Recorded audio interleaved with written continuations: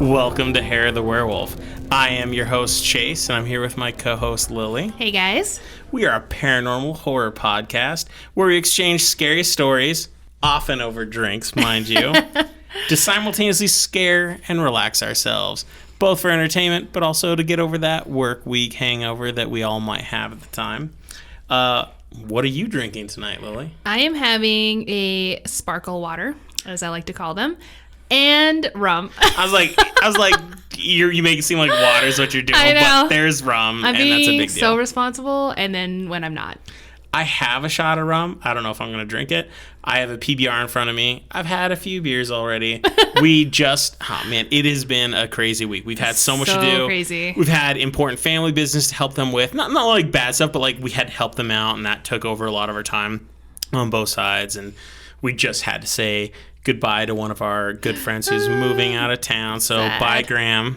We're going to miss you. Yeah. So it's been a heavy, super busy week. I'm excited for the week to be over, but at the same time, everything's weighing heavy. But I have a PBR, which is a road soda given to me by Graham. And now, when we say road soda, you weren't driving. You walked over from his house. Yeah, I was. Just to clarify, he lives a couple blocks from me. He won't be living there in a couple days because he's moved to San Diego. But yeah, I said bye to him, and he gave me a PBR for the road. And I haven't finished it yet.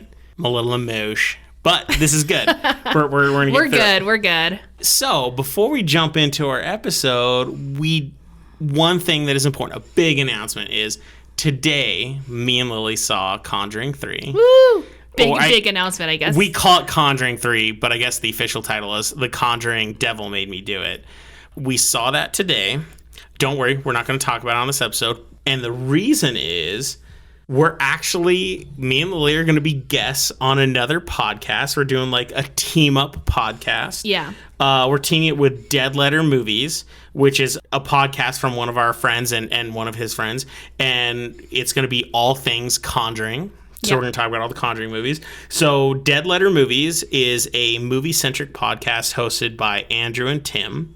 The podcast has been around since like 2014. A long time. Really beating us to that punch. Oh, yeah. And they discuss a range of topics from movie reviews to Oscar predictions and all the way to discussing movie trends.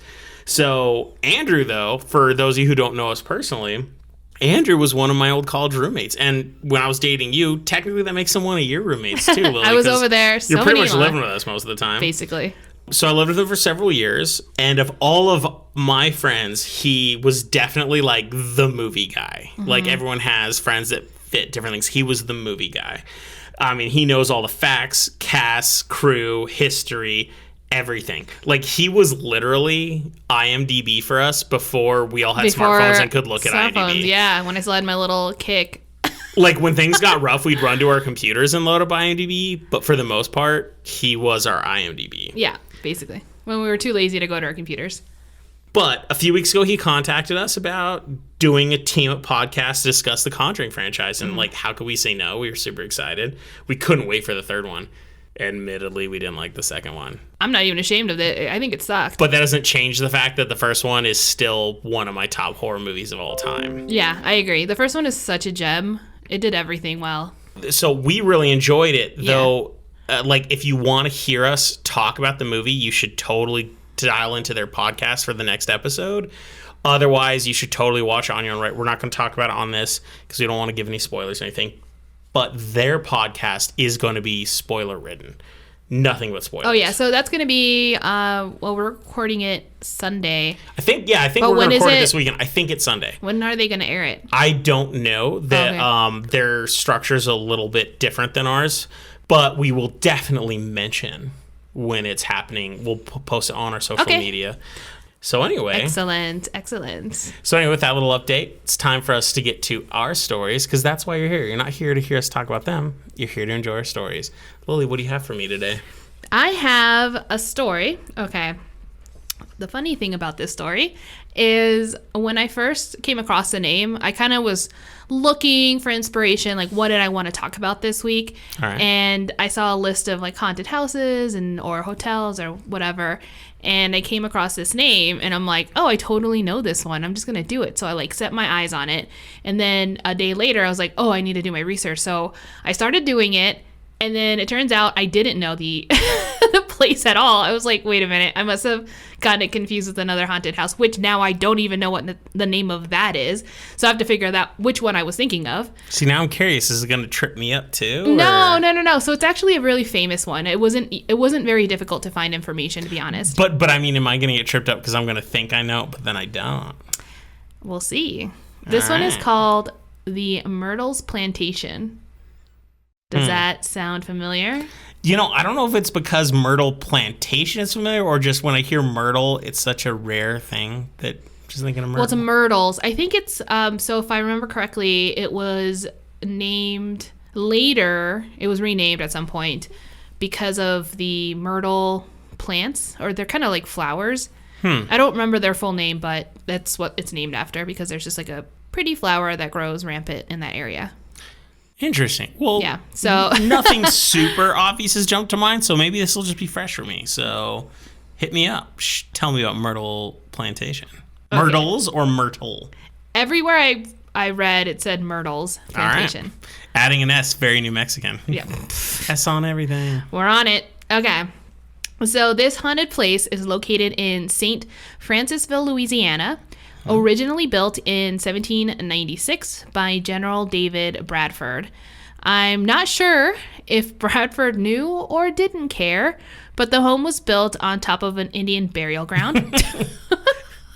We hear it so much on this podcast, it feels like a cliche. But all right, let's let this happen. No, just a requirement, I think. If it's not, I'm not up to my standards. I like how you think he knew. He's like, I don't give a shit. I don't know this. I mean, who knows? But anyway. So he did, and so we're off to a great start. People often refer to it as one of America's most haunted homes. Oh. Of course. And aside from this, like I said, it is a very famous spot, a hot spot. Perfect. There have been countless of popular paranormal shows that have covered this story as well. And and I just have to say real quick, so after I had done all my freaking research and I've spent hours and hours of doing this, I ran across, right at the last minute before I decided I was going to be done, an actual dissertation on this place. Are you serious? Yeah, it was it was 247 pages or something like that long. It's called A Critical Ethnography of Myrtles Plantation in St. Francisville, Louisiana, with ruminations on hauntology, a dissertation for a doctorate in philosophy written by Holly Ann Vaughn from Louisiana State University. So it's this big mouthful that I barely got out. Hey, I remember when we were in college and our anthro professor said, the longer your title is, the more likely the professor is going to think it's bullshit.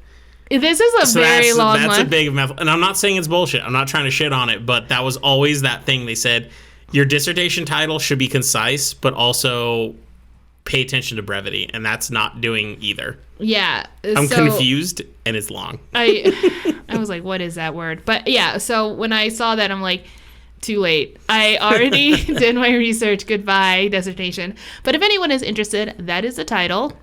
And have fun reading it. Anyway, I'm going to talk about... Did you read all 250 pages? Hell no. I don't blame you. I read the title and I was like, okay, and then I closed it. I'm an expert now. I know exactly what every word in this sentence means. So I basically read it. So, perfect. Yeah. So the property, it's a style of the house is a Creole cottage. It has a heavy influence from French colonial. The house is in the center of a large pond on a small island. So there's the land, then the pond, and in the pond there's a little island, and that's where the house is. Like a mini moat. It's awesome. Like a mini moat, yeah, but with more water probably than your average moat. Always wanted a moat. Yeah. I'm just a nerd like that. I also wanted a castle, but here we are. Why is the moat more important to me than the castle? I don't know why. Well, I think that would already imply that you had resources. I guess I just assumed all my enemies would drown. Maybe I'm weird like that. Okay. I just want to live nice. You're like, and I want people to die. No big deal. Their armor's too heavy. They'll all die. I don't need a castle. I'll just have a little tent in my moat. Perfect. So obviously there is a bridge for access, and the ground sits, or the plantation sits on a 600-acre land. The house was passed down to multiple heirs, and since then there have been multiple owners as well. I am not going to go through each and every name or date at this point. Thank you. But what I'm going to do is that whenever there's a story, I'll let you know who is the owner and what date. Right? Okay. Only if it's relevant, really. Totally. And today it is now a bed and breakfast. So yay. Oh, now I'm already interested. Unless these stories scare me, now I'm actually pretty interested. Whenever anything's scary, but now bed and breakfast, I'm like, ooh, quaint, let's do it. Let's get an omelet and be scared. Yeah, they're like, here's your muffin, and don't mind the ghosts, because whatever. Yeah. Continental breakfast, scariest part of the trip. It really is. I never eat that. Actually, that's a lie. I try to steal as many muffins as I can. But then you see the gross Watch ass out for me. waffle maker that like somebody died while they were making waffles, and it looks all disgusting and burnt. And all you wanted was Where waffles. the hell have you stayed at? Oh, I've man. never seen that. Best Western Denver. Oh, wow. Never again. That's very specific of you. We are not sponsored by Best Western, I'm just saying. Otherwise, we'd be the worst. They would drop us. Anyway, keep going. Sorry, my bad. I didn't mean to interrupt. So, yeah, I'm going to start off with the ghost of a Native American woman. Literally just a Native American girl is sometimes seen walking on the property. There's not a lot of information, which I can't assume why there would be. The settlers did everything they can to eradicate any information left. So there's Can't get rid of a ghost, though, right? but you can't get rid of a ghost. So here we go. That's all we know about that. There is another ghost who is thought to be an elderly caretaker. He was the groundskeeper back in 1927. He died on the property when he was robbed and then shot.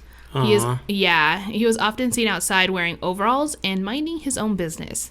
Is that 1800s clothing? He's like 1800s cute. Yeah.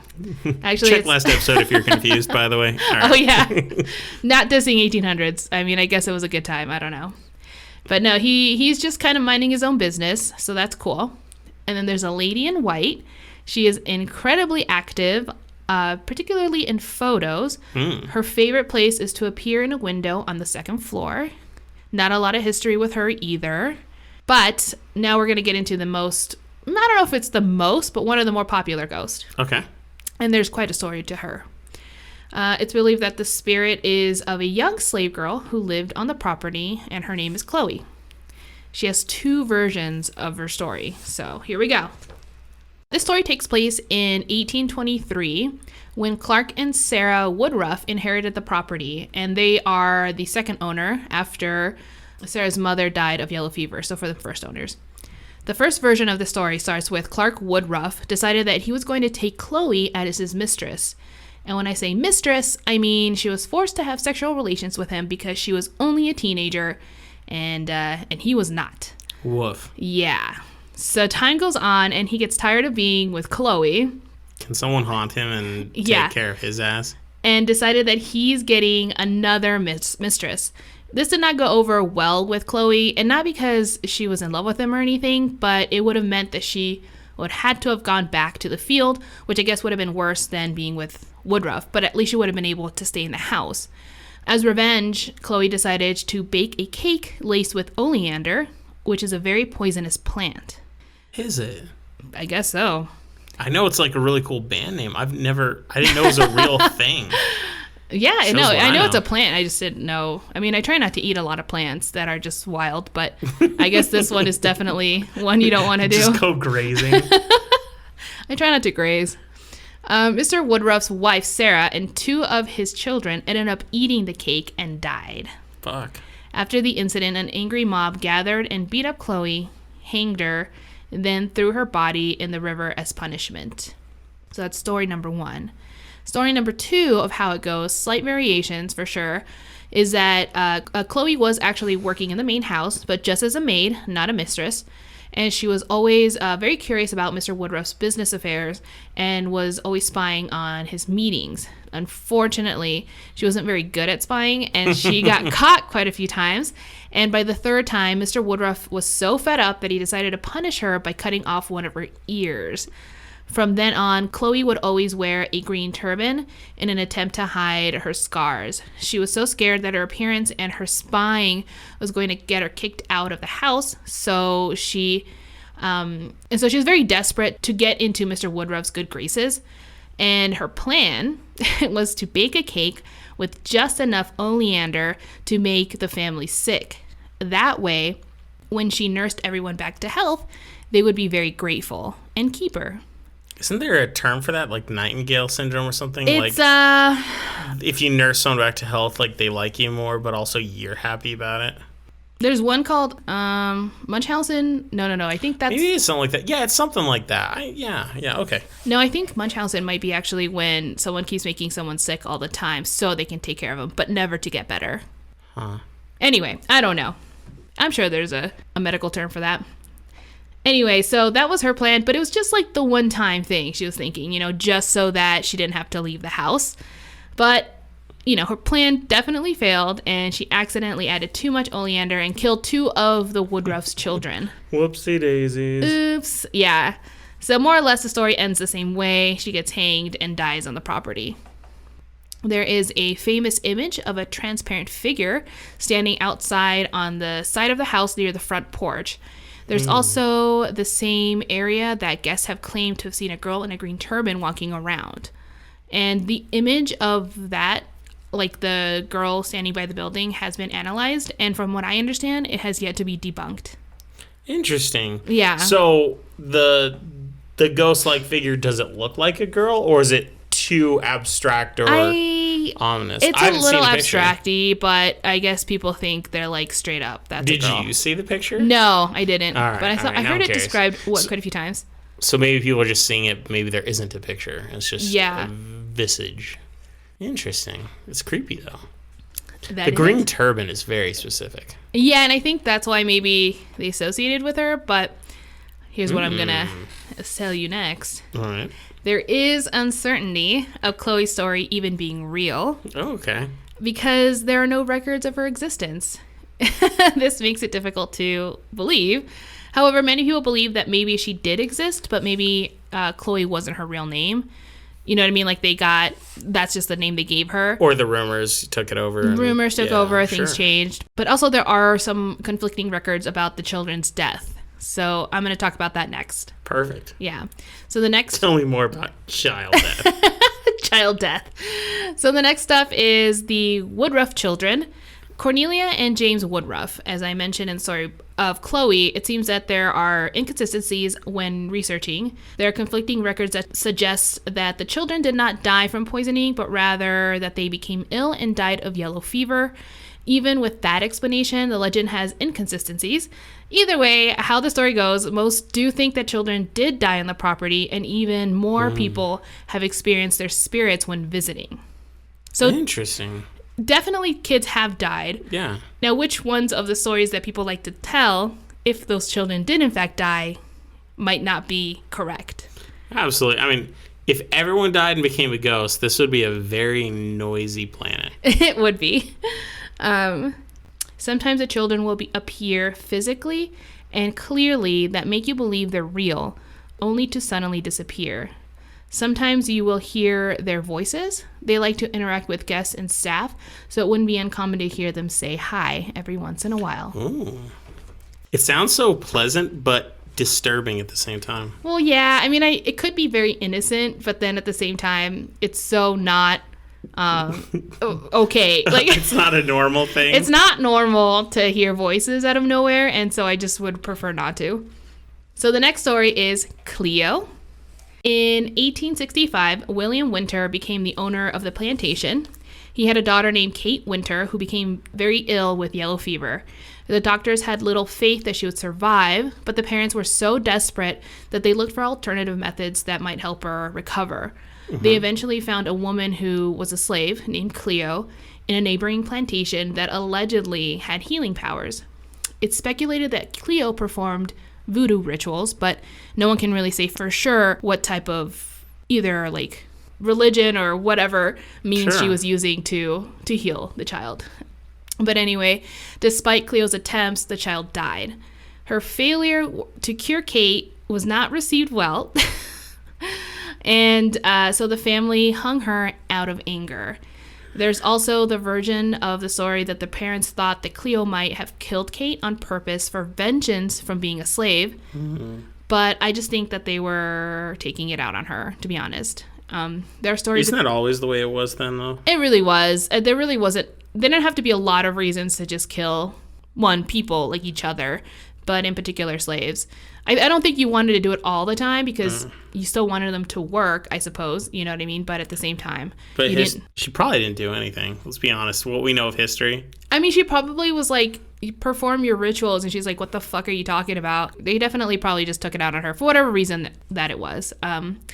There are stories of people seeing her on the property as well. Mediums and other voodoo priests or priestesses have confirmed that her spirit is still on the property. So there's definitely someone on the property that has practiced voodoo, whether or not it is Cleo, but that's the story that is associated with the voodoo priestess. They're just assuming. They're just assuming, but there's definitely a strong energy there. Totally. And other people who practice voodoo have confirmed it as well. This is another story of William Winter, who is the father of the child that died in the previous story, Kate's father. And he died a few years later in 1871. There was an article about the incident. It happened one late evening when William heard a man call out his name from outside. So he went out to go check it out. As soon as he stepped outside, someone shot him in the chest. He was wounded, obviously, but he tried to make his way up the stairs and died on the 17th step. Today, people have claimed to hear someone walk up the footsteps and stop on the 17th step. So they're thinking it's him. Such a specific step. Like, how do you calculate that? Like, he died? Where did he die? The 17th step. Are you sure it wasn't 16? No. 17th, bro. 17th. I'd also like to wonder which one categorizes the 17th, like the one closest to his head, or the one that's... Yeah, body's not one step in width. How long are these steps? It's so specific, it sounds a little bit... All right. Keep going, though. This is actually intriguing. Okay. So the mirror. There is a haunted mirror that is located at the main entrance of the house. It's a very old mirror and has some aged, worn-out areas on the surface that people use... to explain why you might see some figures in there. Do you know what I'm saying? Since it's so worn out, they're like, well, of course you're going to think you see something. Of course. It's so, like, smudged or ugly or whatever. Anyway, but I don't know, because I did see a picture, a pretty, like, popular picture of an old woman reflecting in it, and she looks straight up real to me. Now, could have been a real old woman, maybe. But it looked creepy. So when was this picture? I don't know, when cameras were invented. Black and white, old school? No, it was colored. It was a color picture. Okay. Yeah. Anyway, so that was pretty cool. In the land of cameras. All right, keep going. Yeah, oftentimes there are children's handprints on the mirror, which is normal because kids touch everything. But it would also happen right after cleaning it, and there would be no children staying at the B&B. Some have claimed to have seen children in the reflection, and sometimes they're crying. Well, that's unnerving. That's just, yeah, that's sad. Sad and creepy. I don't want to see a kid in my mirror, and if they're crying, I'm like, I need to get the hell out of here. That can't be good, all I gotta say. I'm gonna get pizza. Why, there's a kid crying in my mirror. I gotta go. So these are some general accounts from people. Items go missing. Doors open, close, or shake on their own. Shadowy figures are very common. Feeling like your leg is being pulled in the middle of the night is another. See, that one's extreme. That's a big one, actually. That one's beyond just like, I got a feeling. Like, someone's pulling your leg. That's a big thing. Right. I mean, it's not like, oh, did someone touch my arm and I woke up? No, you're like physically in a different part of the bed now because someone pulled on your leg. That's clear evidence that you moved. Absolutely. Well, that was actually one of the strongest parts of the first Conjuring movie. That's true. There's a scene, obviously no spoilers, where you see a girl getting pulled when she's in the bed, and it's intense. And that's probably one of the scariest parts of the movies, if you ask me. Yeah, it was a pretty good one. It's very lonely. Like, can you imagine being in a room with people who are sleeping, and you're with people, but you're still lonely because they're all sleeping, you're the only one experiencing something? That was a very intense moment for me. Yeah. So this happens also at the Myrtles Plantation. So yay. Feeling extreme sadness at times is common. And electronics often die or malfunction. So those are just some real common stuff. Here are some personal accounts I was able to find. One by Mark Leonard, who was a tour guide and a local historian. Huh? He said that he was resting in one of the rooms reading a book one night when the bed started shaking violently. He looked around the room and saw that the chandelier and other items in the room were completely still, so it was definitely not an earthquake. After it was over, Mark got up from the bed and looked around and discovered that the legs of the bed left scratches on the ground. So it was definitely... It happened. I mean, it happened. And they're still there. Like, they showed it. Ooh, it was creepy. That's really good. Yeah, and from what he understood, because like I said, he's like a local historian as well, Sure. He said that is also the same room where 2 children have died. So who knows if they're involved with the shaking. Totally. Another one is Hester Eby. She worked or might still work there. She's a tour manager and has been there for 20 years.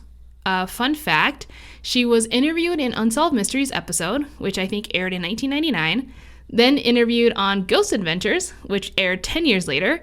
And I also found out that she was on Ghost Hunters, which is my favorite show, but I was not able to find that episode, so I wasn't able to watch it. I found this out because I first watched Unsolved, and I was like, oh, cool. And then I saw Ghost Adventures, and I was like, wait a minute. I've seen this one before. Yo, I know you. Do I know you? Yeah, so I thought that was pretty funny. Anyway. Did her story change? Did she get unreliable? No, actually, she wasn't super informative. She kind of told some of the lore or the legends that surround the place and stuff like that. But I would like to say, yeah, she does believe that spirits are on the property. All she would really say was that at times she would get creeped out. It was never a specific place or time. It was just random, and you never knew when you would feel it. Like, that's what she described it as. And during the Ghost Adventure segment, she claimed to not know anything about voodoo or anyone that practiced it. And then, moments later, the team asked another person that I think worked at the plantation as well to see if they knew anyone. And that person was like, oh yeah, just ask Miss Eby. She not only knows about it, but she also raised a boy since 8 years old who is a well-known voodoo priest in the area. And that was like a really big, I don't know if it was like not a misunderstanding, because she straight up said, no, I don't know anything about voodoo, and no, I don't know anyone who practices it. And so like... They're like, the team's like, what the hell? But anyway, I think like just based on her 2 interviews that I saw, it felt like maybe she was protecting the property. And instead of fueling interest and allowing others to disturb the dead, she was kind of like protecting. Oh, gotcha. She like didn't want to make it a circus. Right. Media circus. Like she'll tell you the legends and the stories and you know, maybe what she feels, but not necessarily something crazy or no, you can't perform voodoo here kind of thing. She doesn't want to encourage that. That was my vibe. I don't know if that's what they were thinking, but that's what I gathered from the 2 interviews. Interesting. Yeah. I don't know. I thought she was pretty cool. Did she seem she fun? Oh, she was just normal. Like, I don't know if she was particularly like, she wasn't crazy. I think that was kind of the point. She wasn't trying to make it seem so spectacular. So that was pretty cool. Another person is Tita Moss. She was the owner of Myrtles Plantation when Unsolved Mysteries did their episode. I don't know if she still is, but she was at that point. And she claimed that she was not a believer of ghosts or spirits, which is why she didn't have any reservations about buying the property. It wasn't until sometime later that she realized that the home was definitely haunted. And she even had a funny quote. She said, financially, I couldn't afford to be scared, which I felt was very honest. Oh my God, that sounds like something my dad would say. Yeah, it's like, I get it. I now believe in ghosts, but I don't care. Like, I can't do anything about it. I can't afford to believe in ghosts right now. Damn. I'm too poor. So tell me what happened with her investment in the property. Her mostly was just little things. I don't know if she ever saw full apparitions or anything like that, but she would see doors open when she would be in certain rooms. All of a sudden, she'd feel scared or sad, hear footsteps when you would turn around and no one was there. So the vague, basic kind of haunting stuff she was experiencing very, very often. And to the point where she's like, there's no way. I get it. There's ghosts. I'm just seeing someone who, like, they're holding their wallet. They're like, I don't see anything. Can you guys give me money then? It's like, if you're a ghost, you have to pay me $500 or I won't see you. Yeah, that's what I would say. Bargaining with the ghost. All right. So the next person is Amy Campbell. She was someone who was interviewed on Unsolved Mysteries. She and a friend stayed at Myrtles Plantation for a night. They took the tour and were all very well informed that the place was haunted. And at that point, I think she was starting to get a little unsettled for sure. She was like, I don't know if I want to see a ghost now. Anyway, later that night, when she was asleep in her bed, she was abruptly woken up by her bed was shaking. She looked up and saw a little girl bouncing up and down at the end of her bed. Frightened, Amy could only pull the covers over her head, but the bouncing never stopped. It continued for what she said was like forever.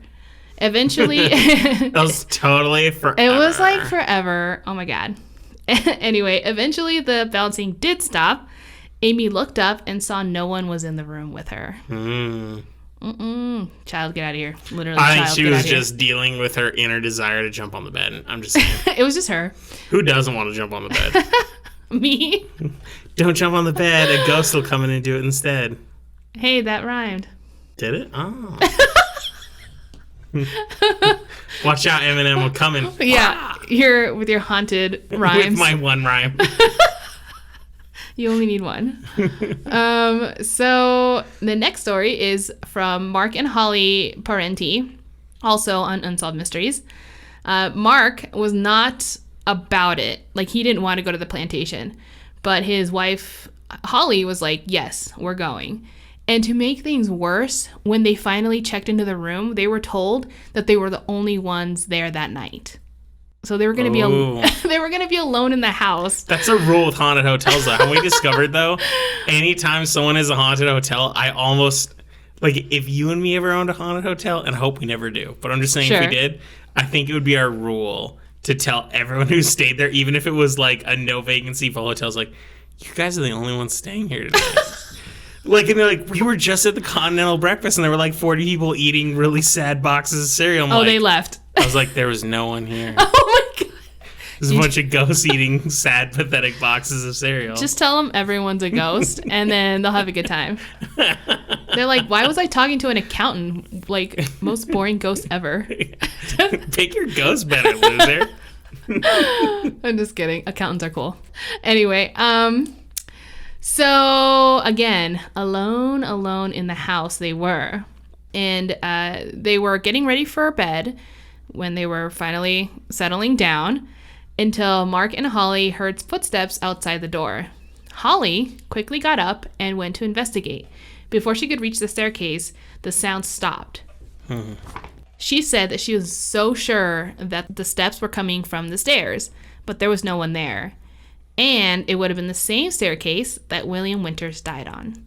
Oh. So she heard him. In the same Unsolved Mystery show, Robert Stacks, the host, he said that the production crew that went out there experienced a lot of equipment failure. Like, notably bad. Their cameras, walkie-talkies, and cell phones were constantly malfunctioning. I mean, to the point where the host was like, we have to mention this. I have to tell you, like, that could have easily been hidden from the audience. Like, if any of you haven't seen the old school Unsolved Mysteries, like, that's not the kind of information they offer up. No, they never. I had never heard him say that really before. I mean, I can't remember every episode, but it wouldn't have been a common thing. Do you know what I'm saying? I really want to see it now. Just that segment. I just want to see how they react to the weirdness. Okay. Yeah. And true to form, I have some real reviews on, like, TripAdvisor or whatever. Okay, this one comes from Dawn D. And she says, I did the tour in the morning and found it to be interesting and fun. Now for the good stuff. It is haunted. Is it haunted? I say yes. There is a desk in the room where we tried to open, but I figured it was locked. When I woke up, it was wide open. At night, the bed started to shake, not once, but twice. I sat there. Not thrice. Not thrice. I sat there watching it happen with no explanation as to why. The staff was beyond friendly and the breakfast was tasty. There is a gift shop on site. And so, yeah, I think that was it. And then 5 out of 5. I love the review. Like, super haunted. I was scared for my life, but there's a gift shop. 5 out of 5. Thanks. Thanks, Don. All right. The next one is Marjorie B. Oh, Marg. It's an inside joke. Oh, jeez. Okay. She says, we stayed and my fiance was saying to the general store clerk how he didn't believe and was questioning that oh God, she wrote this kind of crazy. I'm sorry. So her husband was talking to the store clerk, and while he was questioning the fact that there was any ghost, sure, and he was running his mouth, the whole entire t-shirt rack fell off the wall in front of us. Damn. The TV turned itself off at night. It was a cool experience for sure. The family next to us even said all the toys came out of the toy box in their room, and we saw his daughter sleeping in the car. Oh, so I guess one of the daughters was like, F this. I'm sleeping in the car. Yeah, please. And then she says that the restaurant on site is very nice. 5 out of 5. So. Wow, people in their... Wow, okay. Their brains are kind of everywhere, I guess. This one is by Dory K. I have been thinking about the Myrtles recently and decided I should finally share my experience when my daughter and sister and myself visited November 9th, 2017. We took the daytime ghost tour with a lady with short gray hair and glasses, possibly Connie. It was only myself, sister, and daughter. Our tour guide was wonderful and was doing a great job. We were in one of the main floor rooms and she was telling us the story. All of a sudden she stopped talking and started to quietly laugh. We looked at each other and quietly wondered what she was doing. She started speaking again and stopped a minute later and laughed. She said she was so sorry, but something was tickling her, and she could not help but laugh. Was it a ghost child? We did not know if this was part of the show or not, but when the tour ended, we went to the gift shop. When she was in there telling the story to the other lady about her experience, I don't believe she would have planned it and then gossiped to her friend later for us to overhear. Anyway, that was her story. 5 out of 5. Is there anyone who gave like a 1 out of 5? I want to hear that story. Actually, there was, but it was super weird. What did he complain about? Oh, his big complaint was the location. And I'm like, where the hell did you think it was? Anyway, it was really weird. Not near a church. 0 out of 5. 0 out of 5. And finally, so those are my stories.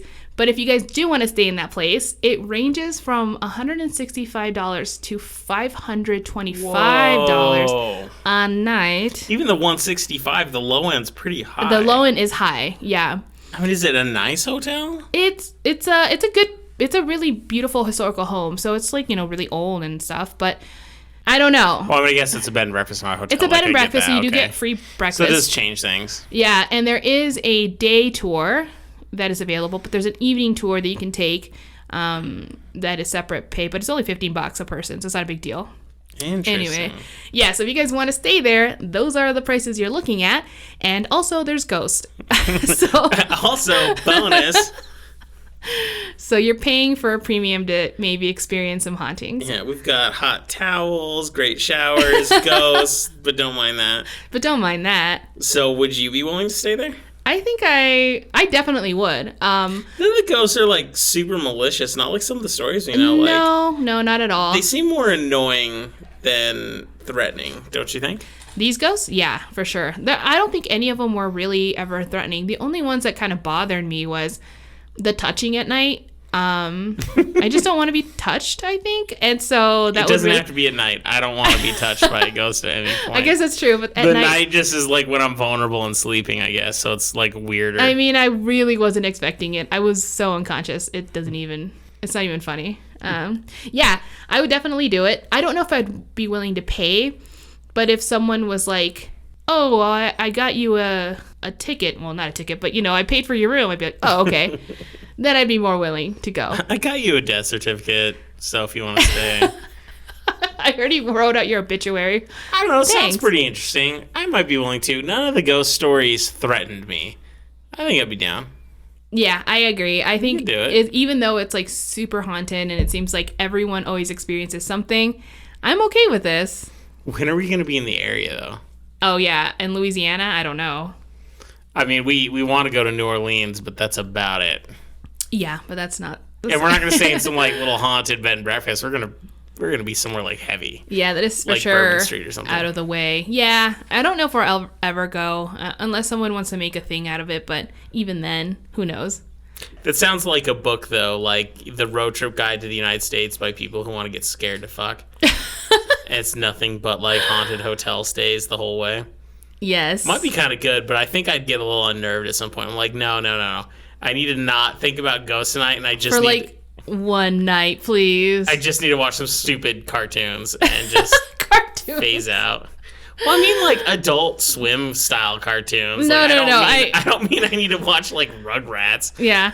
I could go for an episode of Rugrats after a haunting. Be like, please take me back to my childhood.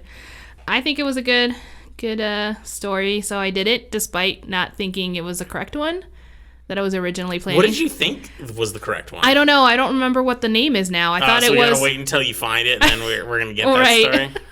I think I can just Google some of the stuff I remember. I'll find it. That makes sense. Yeah, it'll be fine. Well, I dug it, but I'm totally dry on my drink. I think I need another one. My PBR barely lasted me. I need another drink, and when we get back, I got a story to tell. Well, I've actually got a couple stories to tell. Well, stories long term. I got stuff to talk to you about. Let's put it that way. Okay, now I'm confused. Yeah. I got some crazy shit to throw at you. So let's take a break, and we'll come right back. See you guys in a few minutes.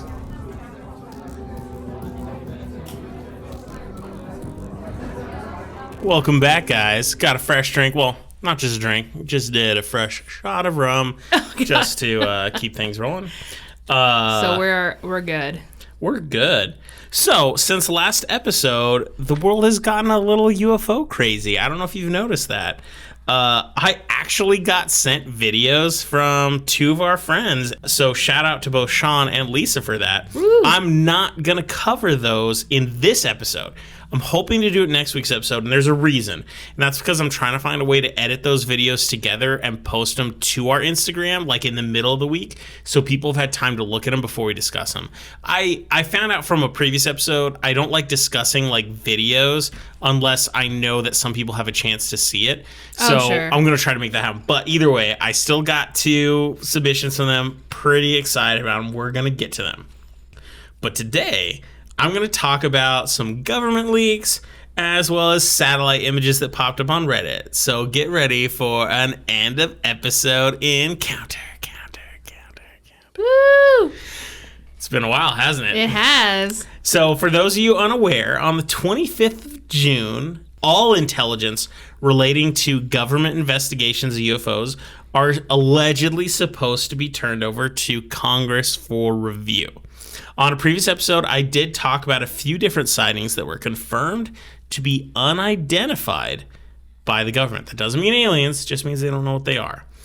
These sightings go back many years, and several of them have been confirmed by the government to be unidentified. So we know that there's legit government video where they have announced they don't know what it is. And that, I guess, is what makes this all intriguing, because those are the things that the analyses of them are supposed to be released. Okay. So the report is supposed to cover all officially documented incidents of UFOs, as well as research and conclusions into those findings. So it's hard to know exactly what to expect from these reports, but some people think it's going to be world-changing. I mean, these are the people who expect way too much. I'm not that way. I'm way more reserved about it. Only time will tell. However... I want to know. I want to know too, but I'm pretty reserved as to what the impact's going to be. Oh, I see. Okay. So the 25th, it's so close, but it's yet so far away. But that makes what I'm about to say pretty exciting. Some early leaks from senior administration officials who have already received briefings about the report have come out. Okay. I can only assume these briefings were done from non-redacted versions of the reports, as opposed to the one Congress will see, which is going to be like 3 or 5 words not blacked out per page, and they're not really going to know what they're reading. Right. So I don't know if any of you have ever tried to read government releases. They have to redact things for confidentiality. The Congress people get to read it, but we don't, and it's usually woof. But anyway, so what have these officials been saying? As one could expect, since it's a government report, they don't have many answers.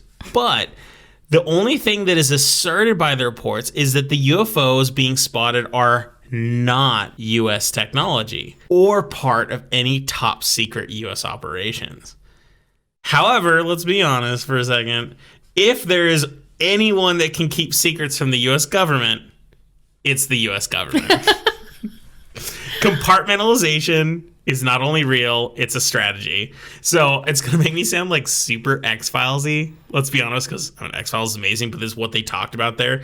It's that there's a good chance the people doing the investigating would never have been given access to information that might help them solve these problems. Yeah. It's like Fox Mulder is meant to investigate the X-Files, and there's people in the government that could actually answer it, but they're not talking to him for reasons and all that. It goes too far.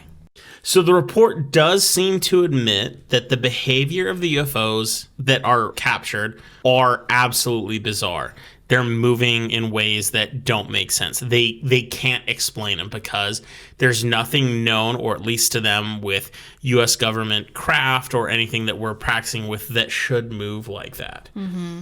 They do admit that they think some of it could possibly be experimental technology from Russia and China. Something I've always asserted. I think a lot of people assert it. I think a lot of people might think that's a possibility. I mean, I don't think it's out of the realm to assume some of it is definitely experiments or advanced technology that we're just not aware of. Yeah. That makes me a little uncomfortable because, I mean, I know I was born and raised as an American, and maybe this makes me sound super ignorant, but I always felt really confident that even if I didn't know about it, it was super like confidential and everything.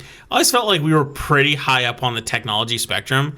So if all of a sudden we're seeing stuff and we don't know what it is and it's announced, we don't know what it is, but maybe it's these other people doing amazing things we don't know how to do, that makes me a little nervous. I know what you mean, but then sometimes I look at what Japan is doing, and I'm like, what the hell? Right, with all the cool, like, awesome robot stuff. Yeah, I was just like, where did that come from? Yeah, and I think that's amazing. But I think it can happen everywhere, for sure. I'm not surprised, I guess. That's a fair point. And you know what?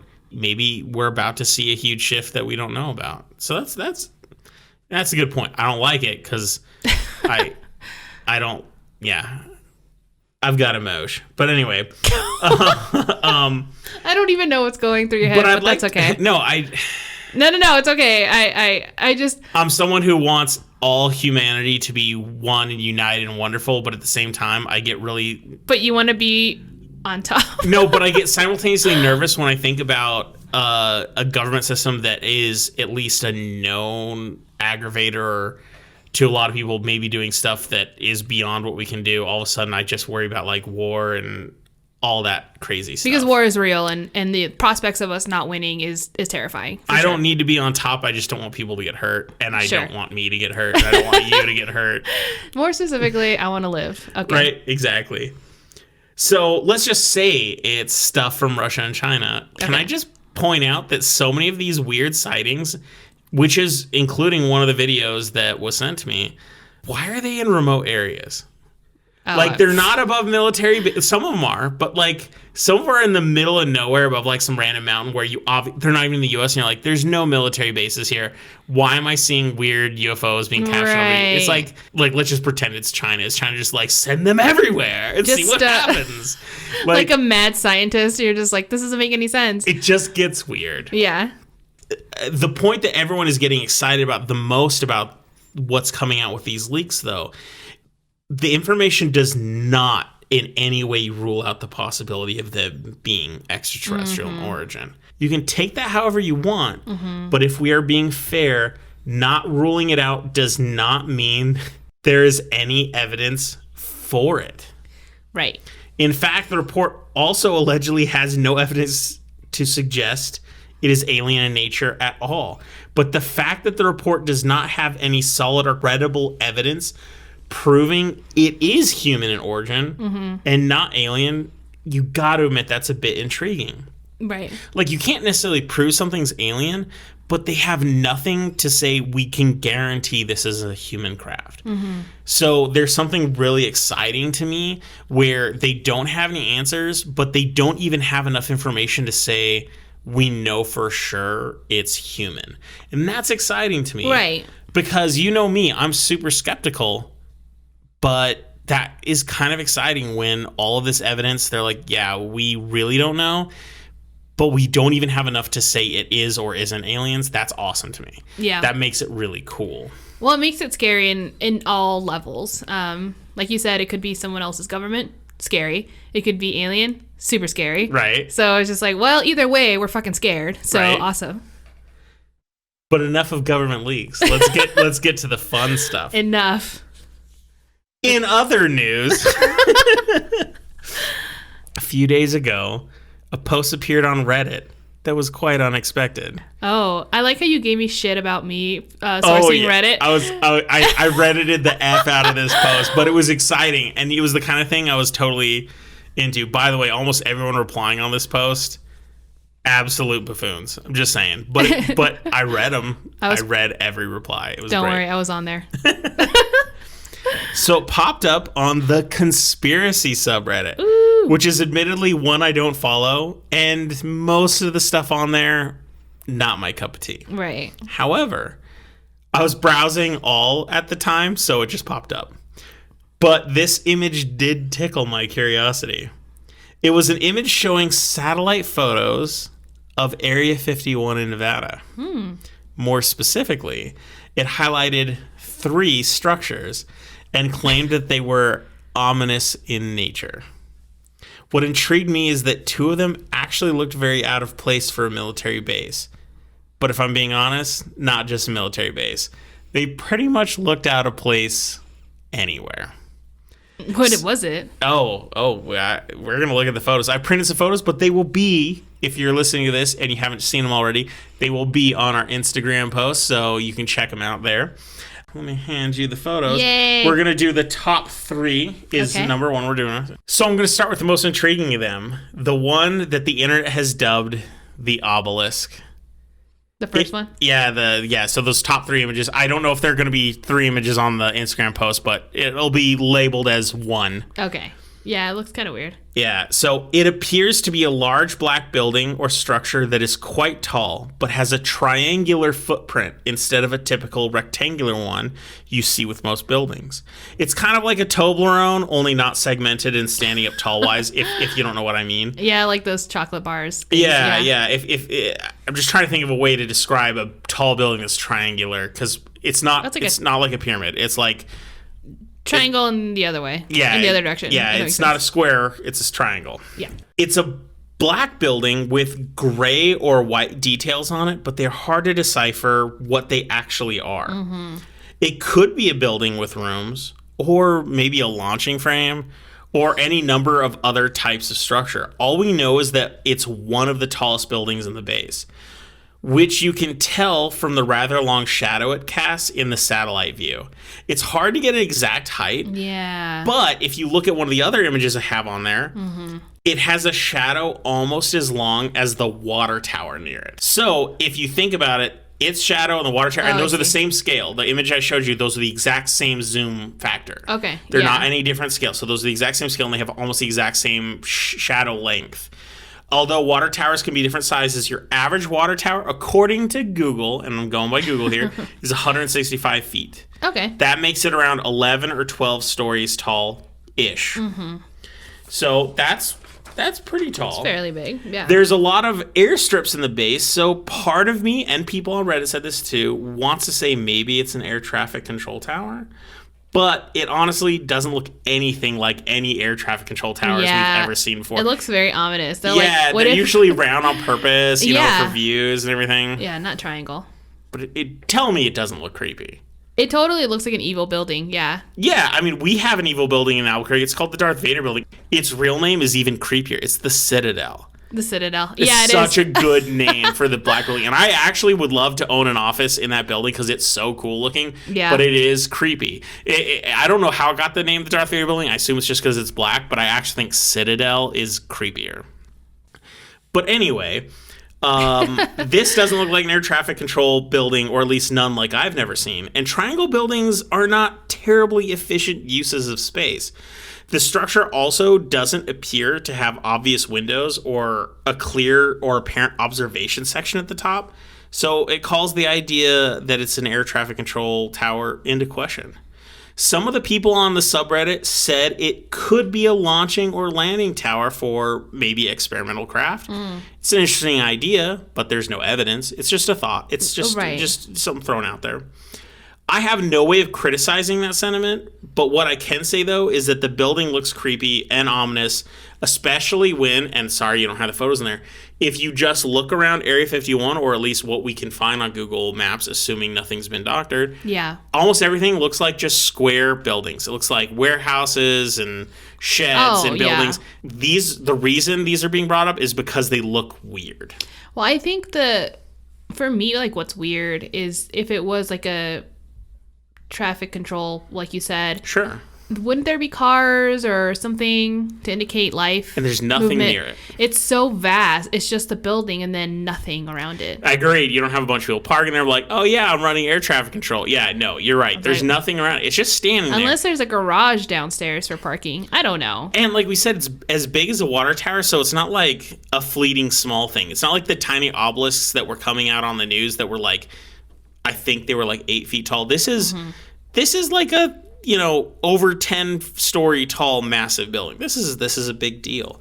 Now, in triangle buildings, like I said earlier, they're not an efficient use of space.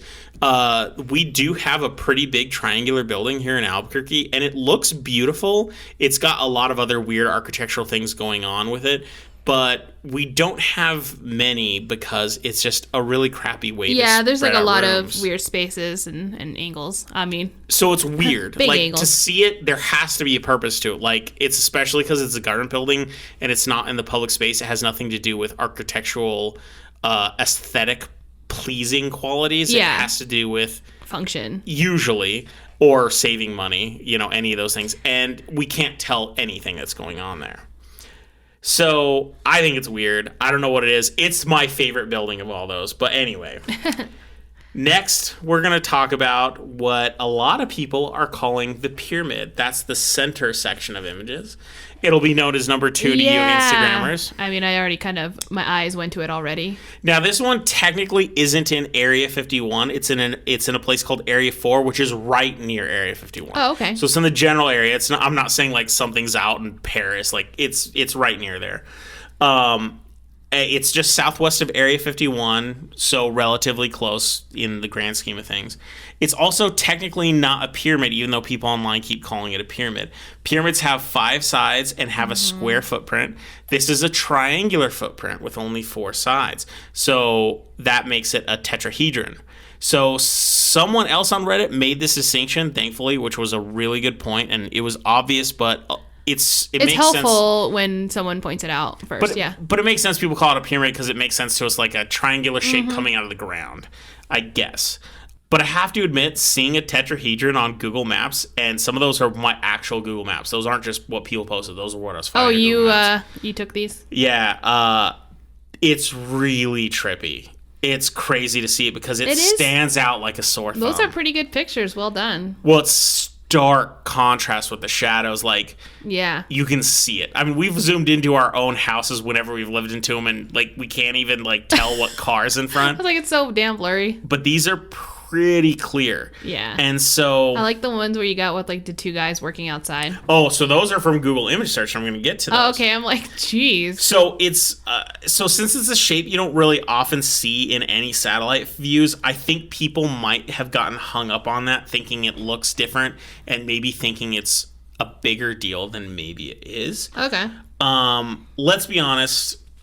Why would there be a tetrahedron? Like, why would someone build this? So that's an important thing to think about. I'm not trying to overthink a conspiracy here, but why would you have that weird shape in the middle of nowhere, particularly on a government base? But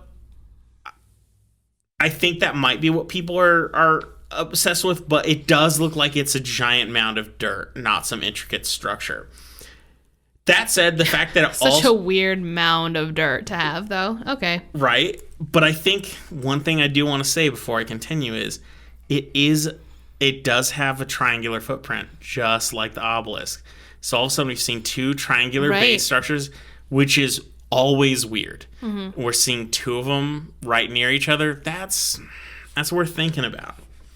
But I did a little Google foo on this pyramid or tetrahedron, and brought a couple images that look closer to the site, which I have there that should be on the Instagram as well. They're closer down to earth. And one of the things that you can see is it's not as big as it looks in Google Earth. It's really small in comparison to what I thought. That's assuming the images I found are legit and they're current, because maybe it's bigger now. They do seem to be legit because you kind of see this passage alleyway. So I'm not positive. I'm just saying it seems pretty obvious that this should be the same thing. But what we should add is my Google Foo also point out that Area 4, where these were taken, is known for explosive testing. And it also looks like the area in which they test this stuff was also known for nuclear tests back in the day. Interesting. Okay. A little research showed that when they were doing nuclear tests in Nevada, one of the tests done in the early 80s was detonated within what documents refer to as the pyramid landmass. Perhaps the shape is the minimum amount of effort required to like build up land to contain a shockwave. So like maybe they found this is like the perfect structure to test subterranean explosions with shockwave protection with minimal effort, like instead of building a giant mountain. It's just an idea. It's just something to think about. So what is this? It does seem to be an explosive testing area, but it looks weird. You don't see this often. It's worth paying attention to. And the last thing this post called attention to was what they're referring to as the Eye of Ra, or the Eye of Horus. Yeah, I was looking at that. That's at the bottom. Yeah. So this is the one where I'm going, but anyway, but we should talk about it. It appears to be terrain deformation around a warehouse that vaguely resembles the ancient Egyptian symbol for the Eye of Ra, or the Eye of Horus. It's so vague to me. I guess Super vague. I can kind of see the eye quality, but to me, I'm just seeing roads going around the structure. Oh, absolutely. So this one's super hard for me to swallow, but it was in the post, so I figure we need to talk about it. I think that this is an example of people really trying too hard to see something that isn't there. They're just compounding on strangeness. And I admit the first one is definitely weird. The second one is smaller, still weird. And then the third one, I'm like, okay, I could have done without it. Well, but even if we're trying to say that third one is weird, it doesn't look like the Eye of Ra. I don't think so. It's a weird shape, but I would argue it looks more like a 6 or a 9 than anything close to one of these Egyptian eyes. I mean, like if you turn it and just see like a 6 or a 9, it's way closer to that. I guess. And I'm not even saying it's supposed to be a 6 or 9, but I'm saying it's closer to see something as simple as a 6 or a 9 than this complicated Eye of Ra. And I think it's because the reason people are seeing it is because they're obsessed with the idea of tying conspiracies and aliens to ancient Egypt. And yeah. I'm obsessed with ancient Egypt, but I think recently in vogue, it's super important for people to tie those two together, and that's okay. But I think they're just like, ooh, I see a weird shape. Maybe it looks like an eye. I want this to be Egyptian, and it's just not there to me. So I don't see it. So I thought that was a little bit weird, and people are trying a bit too hard. But if you look at, like, the image I did was my own. Like, I didn't even use the one that popped out on Reddit. I zoomed in, and if you see the structures around it, they look like hill mounds of dirt. Yeah. And my thought is, if you look at the way it's totally encompassing the structure in between, it looks like shockwave protection. Like, the idea is maybe they have explosives in this warehouse, so if they explode, that would help prevent the shockwave from getting to anything around it. Like, well, that would be smart. It's like a mound to protect any sort of explosions that may occur. Like, I see more a safety precaution as opposed to some Egyptian symbolism. I was like, we might have a bomb. Here's our wall. But that's me. So I thought it was really cool to see this stuff on Reddit because I normally wouldn't touch those subs, but I saw these pictures. It got me excited, and then I went on Google Maps, and I was looking at these myself. I wasn't just looking at like some image someone gave me and said, oh, I believe you. I went to them myself. So there's a lot to think about here. This is what is popping up when you look at Area 51 on Google Maps. Is the government doing what it can to cover this up? Are they putting their own things in there? Or is this actually what is there? They're like, put some weird shit there, and then that way they won't pay attention to the rest of it. Someone even mentioned on this sub, and it was pretty smart, said there's so many satellites now orbiting the Earth.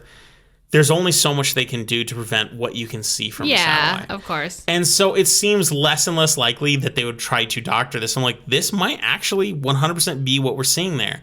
And if it is, there's some things that look weird. Like, why do you guys have a dirt pyramid tetrahedron, or why do you have this giant black obelisk mountain? Like, no, not mountain, building. What are these? Like, I just get curious. I thought it was interesting. And if you guys are curious to see this stuff, all you have to do is go into Google Maps and type Area 51 Nevada. And you can look at this stuff too. This isn't sacred or secret or anything. You can just look directly through Google Maps and look at it. And you might see some interesting stuff. You even see they have like a baseball or softball field. You see this stuff, like you can see normal people stuff, cars and parking lots. Like, it's normal. And then you see this. So I thought that was pretty cool. It's pretty simple, but that was what intrigued me today, and that's what I have for your end of episode encounter. Well, I rather enjoyed it. Granted, I am also looking at the images, which really helps with the story. Please check out our Instagram to check them out. Oh, they'll be on other social media as well, but Instagram's our number one way to distribute this. Yes, that it is. So, I mean, I didn't know this was here, so we are now aware. I just had a blast with it, and I was like, I don't want her to see it while I was doing my research, because I'm like, I think this stuff's kind of fun looking. Yeah. Just because even if it all turns out to be nothing, that little spark of interest is pretty fun to me. Just curiosity. So, it's like, yeah. What are you guys doing over there? Those are the stories we have for you. Yeah, tonight, those guys. are our stories. I hope you guys enjoyed them, and I definitely will try to find the story that I was originally intending to do initially. I'll find the name. Don't worry. So we want to thank you guys for listening today. We want to remind you that we are going to be doing a dual podcast with Dead Letter Movies, which is deadlettermovies.com, where we're going to talk about the Conjuring movies. That'll be posted sometime soon. We'll probably talk about it again next episode. So check out their website or just follow us and we'll tell you more about it when it happens. We do new episodes every Saturday. If you have any stories that you want to share with us or get us to research and talk about, please contact us at hotwpodcast@gmail.com, or you can contact us through social media or any other means that you feel comfortable. We're so happy you joined us, and we hope that our stories were able to help you get over any work week hangover you have, because the best cure for a hangover is fear. Bye. See ya.